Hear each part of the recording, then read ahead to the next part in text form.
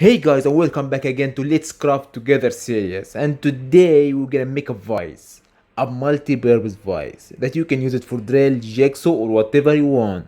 And if my calculation was right, you're gonna be able to make the best vise ever. And of course, it will be made from wood, so anyone can do it. So all we're gonna need to make this vise is the tallest screw that you can find. This one 12 centimeter, 8.8. I don't know what does that mean. Some washers, one of these two if you remember it from the previous video, and of course some wood. And that's it. So let's do it. So we're gonna use the jigsaw cutting station that we built in the previous video to cut the wood. And as I said, we're gonna make tools and use them to make another tools. And don't forget to check the video link in the description to know how to make one of these.